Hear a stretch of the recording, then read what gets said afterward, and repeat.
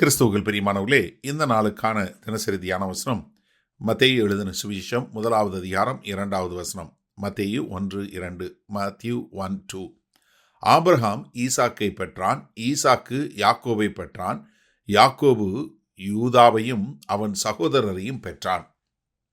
அதாவது நம்ம பழைய ஏற்பாடு வாசிக்கும்போது நமக்கு தெரியுதோ இல்லையோ, யூதர்கள் எப்பவுமே ஒரு காரியத்தை பிரதானமாக சொல்லுவாங்க. என்ன காரியம்?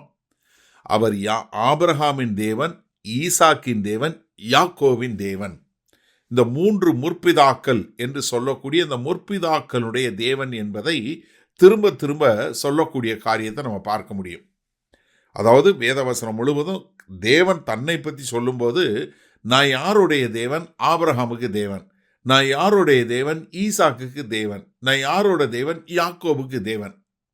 அப்போ இந்த 3 பேரும் ரொம்ப மிக முக்கியமானவர்கள் என்பது மிக தெளிவாக ஒரு யூதனுக்கு தெரியும்.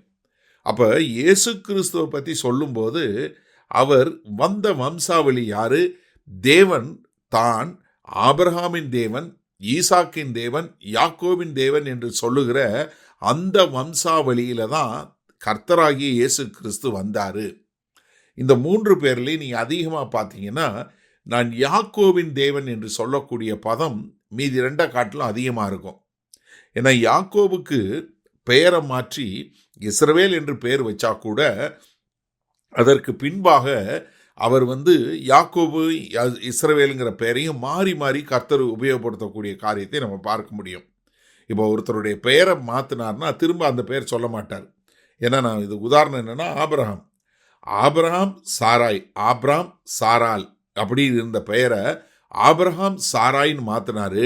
ஆனால் அதற்கு பின்பாக அவங்கள ஆபிரகாம்னு கூப்பிடவே இல்லை, சாரால்னு கூப்பிடவே இல்லை, சாராயின்னு தான் கூப்பிட்டாரு. அதே மாதிரி யாக்கோபு பெயரை இஸ்ரவேல்னு மாத்துறாரு. ஆனால் யாக்கோபுன்னு கூப்பிட்றாரு, இஸ்ரவேல்னு கூப்பிட்றாரு. திரும்ப திரும்ப 2 பேரையும் மாறி மாறி கூப்பிடுறாரு. ஏன்னா யாக்கோபுகிட்ட இந்த 2 குணாதிசயம் இருக்கக்கூடியதுனால தான். அது மாத்திரமல்ல, யாக்கோபுனுடைய பிள்ளைகளாகிய 12 கோத்திரங்கள் என்று சொல்லக்கூடியதா அந்த 12 கோத்திரங்களை தான் அவர் இஸ்ரவேல் என்கிற தேசமாய் மாற்றி அந்த மக்களை ரட்சிப்பதற்கு கர்த்தராகிய இயேசு கிறிஸ்து வந்தார்.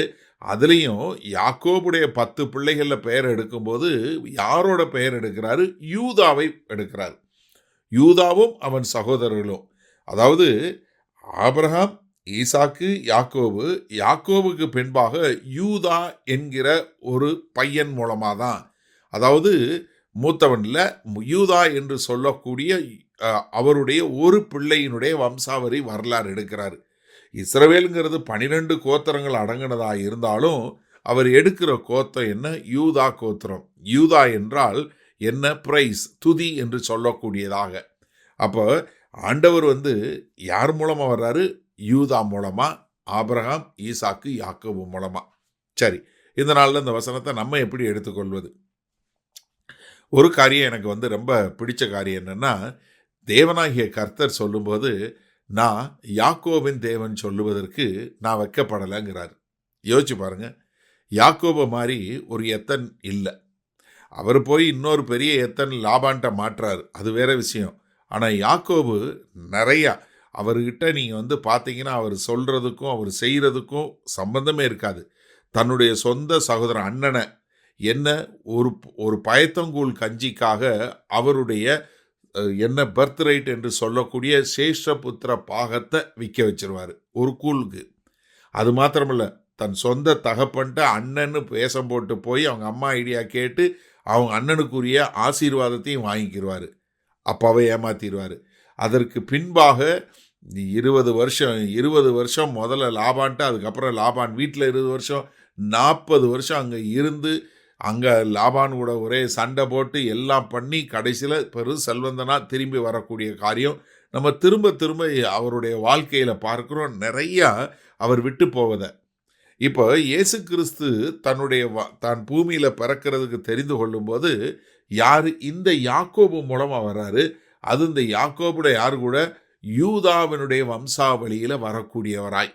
அப்போ நீங்கள் பாருங்கள், உங்களுக்கும் எனக்கும் நம்மளுடைய சந்ததியை தெரிந்து கொள்ளக்கூடிய, நாம் இந்த குடும்பத்தில் பிறக்கணும், இந்த வம்சாவளியில் பிறக்கணும் அப்படின்னு நம்ம தெரிந்தெடுக்கக்கூடிய அதிகாரம் நம்ம யாருக்குமே இல்லை. ஆனால் கர்த்தர்ட்ட அந்த அதிகாரம் இருந்துச்சு. அப்படி இருந்தும் எங்கே தெரிஞ்சு கொள்கிறாரு? ஒரு சாதாரணமான ஒரு ஏமாற்றுக்காரனில் எல்லா விதத்திலும் நம்ம எல்லாரும் ஏற்றுக்கொள்ளக்கூடிய ஒரு மகனுக்கு பிறக்கக்கூடிய ஒரு பெரிய காரியம். அப்போ என்ன, கர்த்தர் எல்லாரையும் நேசிக்கக்கூடியவர் என்றதை காட்டுவதாக இருக்கிறது அல்லவா அவருடைய வம்ச வரலாறு. வல்ல பிதாவே, இந்த அருமையான நல்ல நாளுக்காய் நன்றி.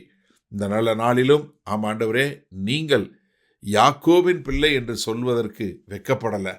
அதனால் நாங்களும் உம்மை எங்களுடைய தேவன் என்று சொல்வதற்கு வெட்கப்படாமல் எப்போதும் உம்மோடு இசைந்து வாழ எங்களை ஒப்புக் கொடுக்கிறோம். மீட்பரும் இரட்சகருமாகிய இயேசு கிறிஸ்துவின் மூலம் பிதாவே, ஆமேன். கர்த்தர் உங்களை ஆசீர்வதிப்பாராக.